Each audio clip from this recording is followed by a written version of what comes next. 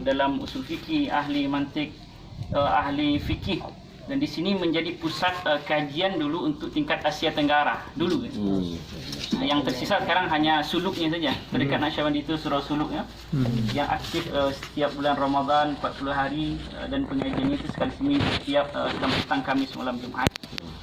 Nah, beliaulah yang tokoh Tarekat Naqsyabandiyah Al-Khalidiyah. Beliau yang mampu membantah Syekh Ahmad Khatib waktu Syekh Ahmad Khatib itu mengkritik Rabitah.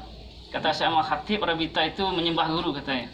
Maka yang bisa membantah Syekh Ahmad Khatib itu beliau, Syekh Sa'ad. Beliau tulis sebuah buku namanya Irghamu Unufil Muta'anitin fi Inkarihim Rabitatul Wasilin, meremukkan hidung penantang mereka yang membantah Rabitah, orang-orang yang telah sampai kepada Allah. Nah, sampai ketika itu ya hebatnya beliau dalam usul fikih, dalil yang dikemukakan oleh Syekh Ahmad Khatib itu bisa beliau jadikan dalil untuk menyerang Syekh Ahmad Khatib sendiri. Jadi pisau lawan bisa jadi pisau lawan, bisa untuk lawan itu sendiri. Nah, itu kepandaian usul fikih. Beliau di sini dulu mengajar pakai bahasa Arab ya. Bahasa Arab Ammiyah, dan yang hanya bisa belajar dengan beliau hanya untuk tingkatan syekh saja, karena beliau membuka kitab Tuffah Nihaya, kemudian Ithaf Sadatil Muttaqin. Kemudian Fathul Bari beliau dulu yang buka. Nah, inilah guru dari sekalian ulama Minangkabau, termasuk Syekh Sulaiman Ar-Rasuli, kemudian dan termasuklah Syekh Mudawali Aceh, yang merupakan salah satu khalifah Syekh Abdul Ghani Batu Busuri itu. Menurut beliau dalam keterangan bukunya Intan Mutiara itu kan kata beliau, saya mengambil Tarekat Naqsyabandiyah karena membaca buku Syekh Muhammad Sa'ad Al-Khalidi. Nah, baca buku, kebetulan manuskrip tulisan tangan beliau ada sama kita. Tapi sayang mungkin karena di kampung kita itu tertinggal. Itu ditulis tahun 1909, tulisan tangan beliau ketika membantah Syekh Ahmad Khatib Al-Minangkabawi. Sehingga apa kata Syekh Mudawali? Ketika nanti murid-muridku membaca buku Syekh Ahmad Khatib, jangan tercengang dan jangan terkejut, karena buku Syekh Ahmad Khatib ibaratkan harimau yang telah dipancung lehernya. Seperti itu beliau dulu. Nah, ini pusatnya dulu, dan di sini ada termasuk Persatuan Tarbiyah Islamiyah Perti yang kemudian cukup berkembang juga di daerah Batu Busuri, Kampar dulu. Nah, Perti pertama kali muncul di sini. Nah, di sini nama pengajiannya Mawahibur Rahman dulu, Perti, tapi karena di sini jauh di pedalaman, lalu dibawa oleh Syekh Sulaiman Ar-Rasuli ke Bukit Tinggi di pinggir jalan dulu. Nah, sehingga dari tempat itu lebih mudah untuk dijangkau. Jadi di sini adalah sejarah Minangkabau, sejarah Islam di Minangkabau ketika ada perseteruan kaum tua dan kaum muda, dan di sini jugalah muncul organisasi kaum tua Minangkabau, Persatuan Tarbiyah Islamiyah yang dikenal dengan Perti. Perti. Nah, mungkin itu saja sekelumit mengenai beliau.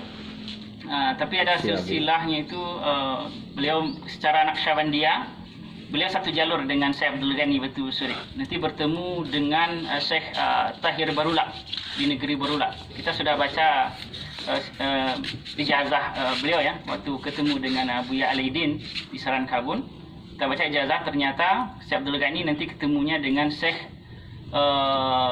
Muhammad Tahir Barula. Syekh Muhammad Tahir Barula itu Syekh Ismail Al-Khalidi yang ada di Simabur, yang tinggal di Mekah. Jadi satu jalur itu sebenarnya. Nah, mungkin itu sebagai wafat karamah beliau cukup banyak. Kalau di sini orang-orang bisa bercakap-cakap dengan beliau. Cakap dengan beliau. Biasanya khalifah-khalifah ya sesuatu yang tak masuk akal sekarang mungkin. Kalau sekarang kan 1 tambah 1 2 ya. Kalau selain itu kan dianggap tidak betul, padahal 1 tambah 1 bisa dia 5. Bisa 5. Allah fa'al lima yurid. Nah, sering orang menengok cahaya ke atas di sini. Kemudian ada orang-orang tertentu yang masih bisa menengok anaknya. Itu anaknya sebelah sini, sebelah kiri itu anak beliau Syekh Muhammad Jamil Sa'adi. Ya masih jalan-jalan yang secara ini. Pokoknya yang sifatnya khariqul adah. Dan selain itu beliau dapat kita sebut sebagai pertama pendekar Tarekat Naqsyabandiyah. Beliau jugalah yang mempopulerkan kemudian Jam'ul Jawami', kitab usul fikih. Lalu beliau ahli ilmu mantik. Kemudian beliaulah yang kemudian mempopulerkan ilmu falak. Kalau di Minang ada Syekh Jamil Jambe namanya. Syekh Jamil Jambe walaupun dia masuk kelompok, dikategorikan kelompok kaum muda, tapi beliau sering meminjam kitab kepada Syekh Muhammad Sa'ad Al-Khalidi Munkarin. Tapi beliau meskipun ahli falak, dalam masuk Ramadan beliau tetap memakai ru'yatul hilal, tidak memakai hitungan falak, astronomi.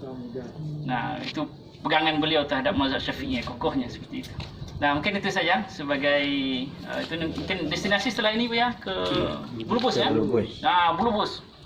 Bulu-Bus itu pusat kita mungkin cerita sedikit. Syekh Muda Abdul Karim Bulu-Bus itu sekarang yang menjadi tokoh sentral tarekat di Kabupaten Lombok Kota. Di kabupaten ini ada sekitar 120 surah suluk dengan pengikut yang banyak, tapi banyak di pinggiran dan di perkotaan itu salafi yang lebih. Jadi ke permukaannya itu salafi, tapi di akar rumputnya itu orang tarekat itu luar biasa ramai dengan berbagai macam tradisi dan jamaah yang banyak sekali.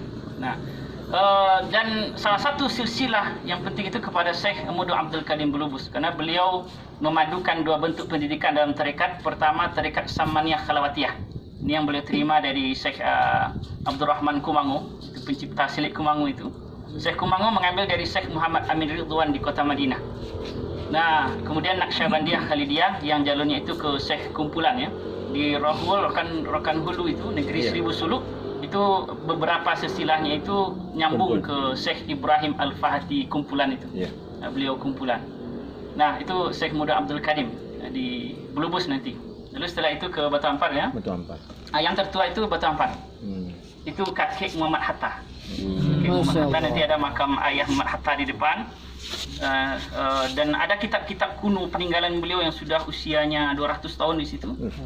Kitab-kitab tarekat Naqsyabandiyah itu kakek Muhammad Hatta, dan beliau ini unik sekali. Beliau lah inti jalur ilmu qiraat di Minangkabau, qiraat 7. Jadi beliau tu ahli qiraat.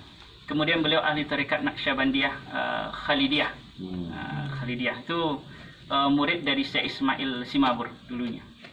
Nah, mungkin itu saja. Kalau diuraikan mau panjang. Bagus kita potong yang manfaat untuk kita saja. Nah, mungkin itu saja Bu ya. Terima kasih. Kita sedih mohon maaf atas segala kekhilafan, kata-kata yang tidak sesuai pada tempatnya. Wallahul muwaffiq ila aqwamit thariq wal hadi ila sabilir rasyad. Assalamualaikum warahmatullahi wabarakatuh.